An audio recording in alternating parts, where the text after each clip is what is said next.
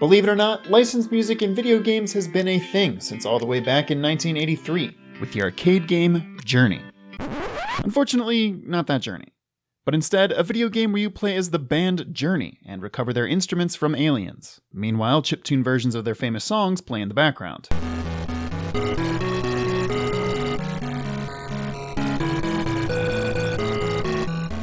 If you're sitting there thinking, this doesn't sound like a good video game, you're right.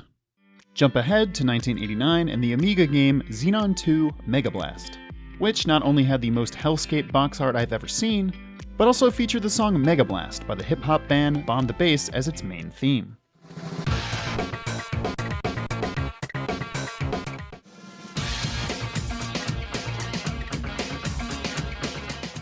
This was a considerable leap forward as far as sounding like the actual song, but licensed music in video games wasn't really able to take off until games were being printed on CDs, which allowed for more storage space and the quality of recording-grade music. And this is when we got hit with a bunch of influential soundtracks. I'm talking Road Rash, Wipeout, and of course, arguably the most famous games to feature licensed music outside of a rhythm game, Tony Hawk's Pro Skater 1 and 2. If you played these games, chances are you still remember the lyrics to these songs, and for good reason. These games' soundtracks absolutely slap. So much so that my main concern when they announced just the other week that they'd be remastering the first two Tony Hawk games was whether or not they'd have the original licensed tracks, because the music of those games is practically half the experience. Thankfully, they've confirmed they've been able to get all but a few of the songs for the remaster. But what about the missing ones? How did this happen? Well, it's a bit of a complicated situation with music licensing in games. And I wish I could say this is one of the only examples of something like this happening. Just look at Alan Wake, the cult classic game by Remedy, which was taken off Steam due to a 7-year license on some of the music in the game expiring. Thankfully, Microsoft was able to renegotiate the rights to the music, and the game is once again available to purchase with the original soundtrack intact. And there's the example of Obsidian's Alpha Protocol, a spy-centric RPG which was taken off digital storefronts in 2019 when its music licenses expired, and it has not reappeared since. And it's not the only game. You have Grid, Dirt 3, F1 2013, and more. All of these games are no longer able to be purchased because the original licenses to the music featured in the games have expired. So how can this happen? How can music that was licensed and paid for in a part of a video game suddenly make it unsellable? Well, a lot of this has to do with the way that music is licensed in video games. And this is a perfect jumping off point to explain how music licensing in video games works. To quote Chris Cook, a co-founder of the Complete Music Update, a company that helps people navigate the music industry, there are 3 major reasons why licensing music in video games is so complicated. First off, the copyright for songs and the copyright for the recordings of those songs are separate.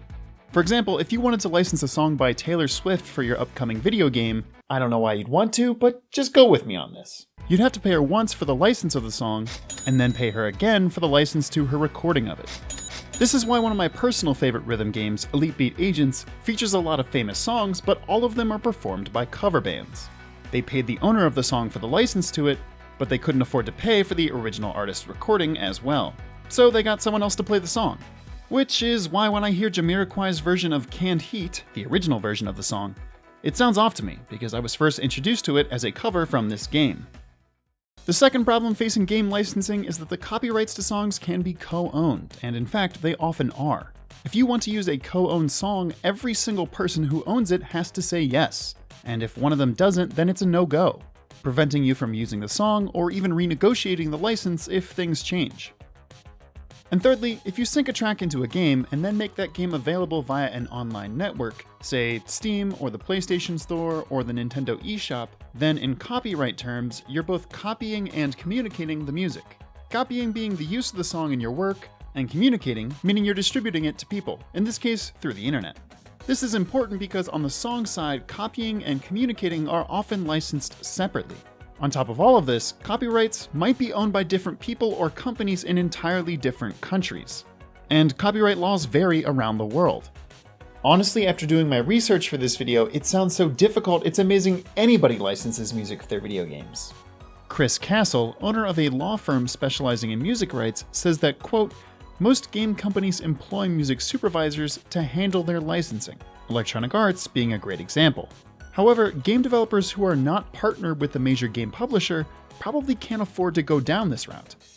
Usually the developer wants to pay a flat fee for the sound recording and for the sync rights to the song. Unfortunately, most smaller developers who don't employ a music supervisor to take care of this stuff tend to learn the hard way, and they end up screwed. Clearly, the whole business of licensing music for video games is messy, but the good news is, it's changing. Getting music licensed in perpetuity, which grants the rights to use the music in the game forever, has become more common, but it is expensive.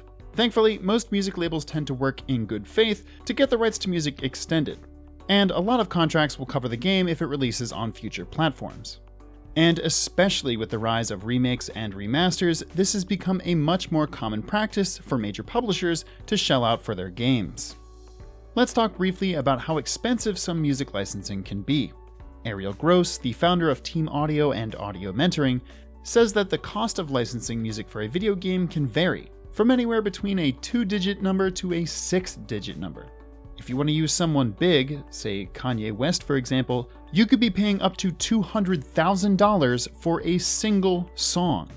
The licensing of music in Saints Row 2, for example, which featured tons of songs by major artists at the time, cost close to $1 million. Now, if you're a big game like FIFA or Grand Theft Auto, for example, up-and-coming artists are super willing to play ball, since they know that getting a song featured in your game means they're going to be introduced to a huge audience of new listeners. But say you're a small studio, like Q Games, who published an indie game called Pixel Junk Sidescroller in 2011. It was released on the PlayStation 3, but then in 2018 the founder of the company, Dylan Cuthbert, found out the licensing agreement, which was actually between Sony of America and the song's licensing agents, was running out only a week before it was actually set to expire. And there was nothing he could do. And now this game is simply lost to time. And this is just a small example. When you have games that are built around licensed music, such as big rhythm game titles like Rock Band and Guitar Hero, or even a bunch of the Grand Theft Auto games, which feature radio stations full of iconic music, the negotiating of music licenses on these games is infamously difficult. In fact, Grand Theft Auto Vice City was even briefly pulled off digital storefronts in 2012 before being put back online with some of its songs missing. Thankfully, there are ways for smaller developers and publishers to license music in their games. One of the easiest ways is to use music written for commercial use. And there's also a ton of music that has had its copyright expire, which means it's free in the public domain, and you can use it without paying a licensing fee.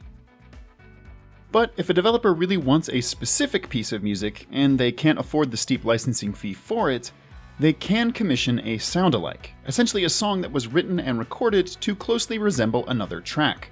Just listen to Ken's theme song from Street Fighter and tell me it's not very similar to the song Mighty Wings by the band Cheap Trick.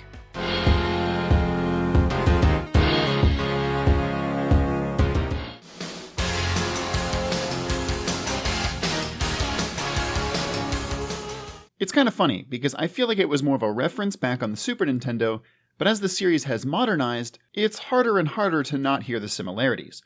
Let me play it again with Ken's theme in Street Fighter V.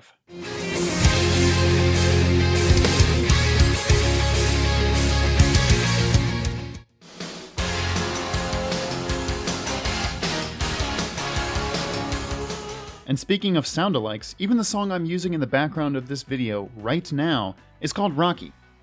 Can you guess why?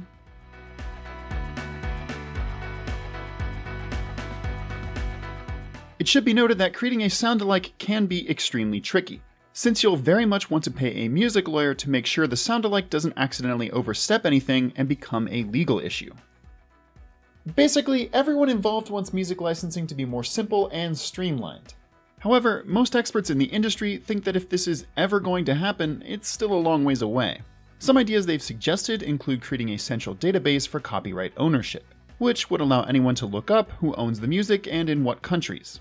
But for now, it still seems like the best option available is to make sure you have someone experienced with music licensing on your side when trying to manage what tracks you want in your game. Thank you very much for watching this video on music licensing in video games. If you enjoyed this video, please consider subscribing to us for more content. And maybe head over to our Twitch channel where we do a variety of scheduled shows on gaming news and more. And if you're able to at all, we would love it if you could give us some support on our Patreon. Both of these and our Discord will be linked in the description down below. But either way, thank you so much for watching, and until next time, have a wonderful day.